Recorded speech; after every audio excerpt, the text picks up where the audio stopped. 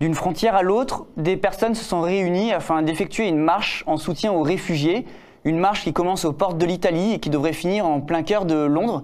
Yanis, tu t'es renseigné sur cette marche, raconte-nous. Oui, c'est ça. Alors en fait, c'est une centaine de marcheurs qui sont partis de Vintimille en Italie, donc pour atteindre Londres, en Angleterre. Une marche qui a commencé aujourd'hui donc et qui devrait se terminer le 8 juillet.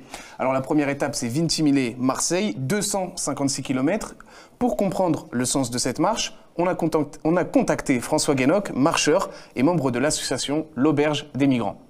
On est dans la montagne. On s'est compté exactement 107 sur cette étape, composée en partie de gens venus de toute la France et en partie de gens ici du coin, notamment de la vallée de la Roya. Contre le blocage des frontières, c'est pour ça qu'on marche de la frontière franco-italienne, frontière bloquée pour empêcher les migrants de rentrer, et jusqu'à la frontière franco-britannique, frontière bloquée pour empêcher les gens de sortir.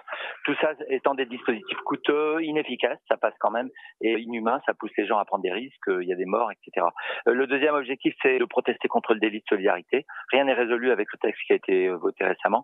Et le troisième objectif, c'est un véritable accueil des migrants, et notamment le premier accueil. Il y a trop de gens dans les rues, c'est scandaleux, ça se produit pas ailleurs en Europe, en tout cas pas dans les pays comme l'Allemagne ou la Grande-Bretagne, ça se produit en France.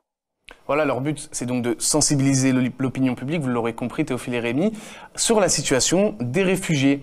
Et ça passe à travers 60 étapes qui représentent quasiment 1500 km à pied. L'itinéraire, il est symbolique puisque c'est l'itinéraire qu'empruntent de nombreux migrants pour rejoindre le Royaume-Uni. Il faut savoir que chaque semaine, des personnes ayant fui leur pays tentent la dangereuse traversée du col de l'Échelle ou de la vallée de la Roya, et ce, au péril de leur vie. Souvenez-vous, Catherine Kirpak nous en avait parlé dans les précédents journaux.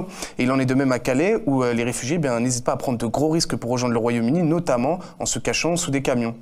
Enfin, à noter que dans chaque ville-étape, des festivités, repas, concerts donc seront mis en place, de quoi mettre de la bonne humeur quand même sur un sujet sensible. Et surtout, toutes les personnes donc qui souhaitent participer et rejoindre la marche, que ce soit pour quelques kilomètres ou jusqu'à la fin du trajet, peuvent y aller et sont les bienvenus. Donc Théophile et Rémi, n'hésitez pas si vous voulez marcher un peu en solidarité avec les réfugiés.